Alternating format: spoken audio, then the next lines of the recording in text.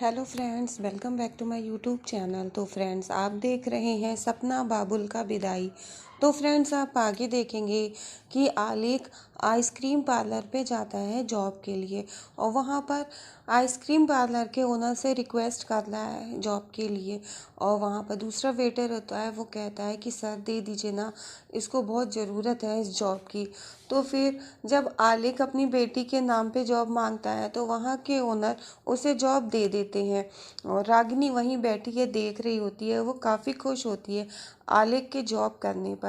और आप देखेंगे आलेख फिर जॉब के लिए रेडी होता है। आलेख को वहाँ पर जॉब मिल जाती है। वहाँ का वेटर कहता है चलिए आलेख जी, अब चलिए काम के लिए। और फिर वो चला जाता है। और रागिनी वहाँ से ये सोच के निकलती है कि मैं ये बात घर में किसी को नहीं बताऊंगी, आपकी जॉब वाली। और फिर वो वहाँ से चली जाती है। इतने में एक दूसरा कस्टमर आता है अपनी बेटी के साथ आइसक्रीम पार्लर पर। उसकी बेटी काफ़ी नाराज़ होती है उससे। तो आलेख वहाँ पर ऑर्डर लेता है और उसकी बेटी को काफ़ी खुश कर देता है। और फिर आप देखेंगे उसका पापा बताता है आलेख को कि कभी कभी पापा लोगों को बच्चों की सुननी भी पड़ती है, बच्चों को मनाना भी पड़ता है।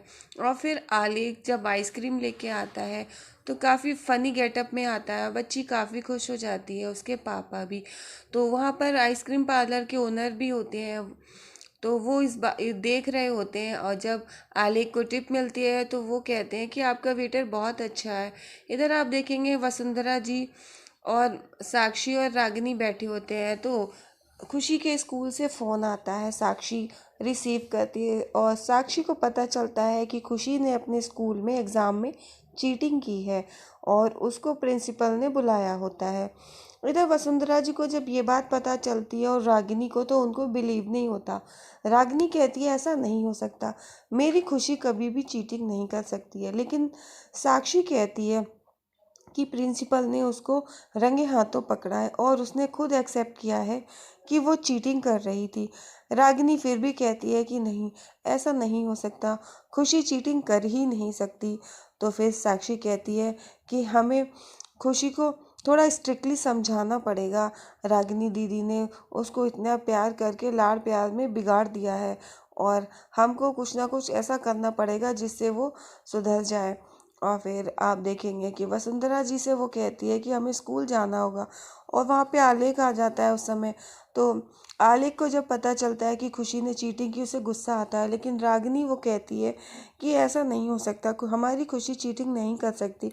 साक्षी कहती है आलेख से, आप जिम्मेदार पापा हैं, आपको स्कूल चलना ही पड़ेगा, क्योंकि हम मम्मी पापा हैं तो हमको वहाँ पर जाना पड़ेगा। वसुंधरा जी कहती हैं कि ठीक है रागिनी, तुम भी जाओ, और तुम तीनों लोग जाओ वहाँ जाकर प्रिंसिपल से बात करो जाकर। रागिनी कहती है ठीक है मम्मी जी, मैं अभी जाती हूँ। और फिर वो तीनों लोग वहाँ से जाने के लिए निकलते हैं। इधर आप देखेंगे रागिनी, आलेख और साक्षी तीनों लोग स्कूल पहुँचते हैं। रागिनी जाकर के स्कूल में खुशी से पूछती है कि बेटा क्या हुआ। खुशी रो रही होती है, वो कहती है मैंने चीटिंग की है, और इतना कह के वहाँ से निकलती है। स्कूल की प्रिंसिपल कहती हैं कि लाड़ प्यार करना अच्छी बात है, लेकिन इतना भी मत करिए कि बच्चे बिगड़ जाएं। फिर भी रागिनी यही कहती है कि खुशी चीटिंग कर ही नहीं सकती है। लेकिन साक्षी है प्रिंसिपल को सॉरी बोलती है, और इधर क्लास टीचर भी यही कहती हैं। इधर आप देखेंगे कि साक्षी आलेख से कहती है कि आप जिम्मेदार पापा हैं, आप बात करिए। आलेख बहुत गुस्से में होता है, वो कुछ नहीं बोलता है। रागिनी देखती है कि आलेख भी काफ़ी स्ट्रिक्टली बात कर रहा है। साक्षी प्रिंसिपल से कहती है कि मैम, अब जो हो गया आगे से नहीं होगा। आलेख भी यही कहता है कि हम अपनी बेटी को थोड़ा स्ट्रिक्टली समझाएंगे।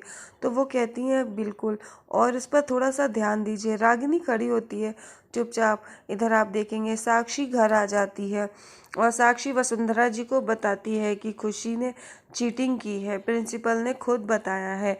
और फिर साक्षी कहती है हमें उसके साथ थोड़ी सख्ती बरतनी पड़ेगी, वरना बच्चे बिगड़ जाते हैं। तो वसुंधरा जी कहती हैं तुम शायद सही कह रही हो, तुम जो करना चाहो करो, तुम भी खुशी का भला चाहती हो। और फिर वसुंधरा जी से परमिशन लेकर साक्षी वो खुश हो जाती है, और वो खुशी के साथ बहुत स्ट्रिक्टली पेश आती है। इधर आप देखेंगे फिर खुशी को तो साक्षी घर ले आती है। इधर तमन्ना और रागनी आ रहे होते हैं, तो रागनी तमन्ना से पूछती है, बेटा आपने लंच किया? तो वो कहती है कि मम्मी आप तो जानती हैं मैं बिना खुशी के नहीं करती, और खुशी ने जो किया उसकी वजह से उसने मुझसे बात भी नहीं की, मैंने बुलाया तो वो भाग गई।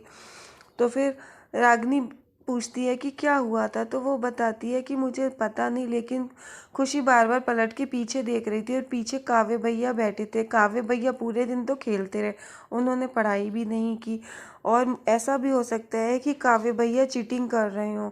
अब रागिनी को डाउट हो जाता है, तो टैमी के कहने पर अब रागिनी सोचती है कि हो सकता है कि काव्य ने चीटिंग की हो। खुशी ने काव्य की गलती को अपनाकर कहा कि वो चीटिंग कर रही है। इधर टैमी और रागिनी दोनों लोग घर पहुंचते हैं अपनी नानी के यहाँ, और वहाँ देखते हैं काव्य और कौशल्या जी और शर्मा जी बैठे होते हैं, और रागिनी के मम्मी पापा काफ़ी खुश हो जाते हैं। रागिनी घर पहुंचते ही काव्य को बुलाती है, वो पूछती है स्कूल में क्या हुआ था, तो वो बताता है कि खुशी ने चीटिंग की है, और वो काफ़ी पूछती है तो वो सर नीचे कर लेता है। काव्य कुछ नहीं बताता। मालती कहती है ये मेरे बेटे से कब तक पूछताछ चलेगी, चीटिंग उस खुशी ने की है और तुम लोग इसको परेशान कर रहे हो। और लेकिन फिर से रागिनी पूछती है कि बेटा बताओ ना क्या हुआ था, और वो चुप हो जाता है। फिर रागिनी समझाती है कि बहन के साथ ऐसा नहीं करते हैं, वो हमारी बहन होती है, हमसे बहुत प्यार करती है। लेकिन मालती बीच में बोल देती है कि तुम क्यों मेरे बेटे से इस तरह से बात कर रहे हो, और जा बेटा जा तू खेलने जा। तो इधर काव्य के दादाजी काव्य को बुलाते हैं और काव्य को समझाते हुए पूछने लगते हैं कि बेटा बताओ कि क्या हुआ था। और रागिनी पूछती है काव्य बेटा बताओ कुछ नहीं होगा, आप बताओ चीटिंग आपने की थी ना। और इधर रागिनी के मम्मी पापा भी खड़े होते हैं, सुन रहे होते हैं। काव्य कुछ नहीं बताता, चुपचाप खड़ा होता है, वो डर जाता है। रागिनी के पूछने के बाद भी काव्य कुछ नहीं कहता। मालती उसका फेवर लेती है। मालती कहती है मेरे बेटे को क्यों परेशान कर रही हो, इसको छोड़ो ना, इसे जाने दो। और काव्य के दादाजी फिर काव्य को आवाज़ देते हैं और काव्य से पूछते हैं कि बेटा चीटिंग आपने की थी। काव्य सर नीचे झुका लेता है। और इधर आप देखेंगे घर पे आलेख और साक्षी दोनों लोग खुशी को ज़बरदस्ती खींचते हुए ले जा रहे होते हैं। साक्षी से खुशी हाथ छुड़ाने की भी कोशिश करती, लेकिन वो बहुत कस के पकड़ के उसको खींच के ले जाती है और उसे डराती है कि इसमें एक विच आएगी और तुम्हें पकड़ के ले जाएगी। एक अंधेरे स्टोर रूम में उसको बंद करने के लिए कहती है। खुशी बहुत रोती है कि पापा मुझे नहीं जाना, मुझे उससे बहुत डर लगता है। लेकिन आलेख बहुत स्ट्रिक्ट हो जाता है, वो कुछ नहीं बोलता, वो खुशी से हाथ छुड़ा लेता है। साक्षी खुशी को ज़बरदस्ती खींच के लाती है और कहती है तुम्हें इसी कमरे में मैं बंद कर दूंगी, इसी स्टोर रूम में, तुम बहुत बिगड़ रही हो, तुम्हें मेरी बात माननी होगी। और फिर वो स्टोर रूम में उसको बंद कर देती है और कुंडी डाल के चली जाती है। आलेख बाहर से कमरा देखता रहता है।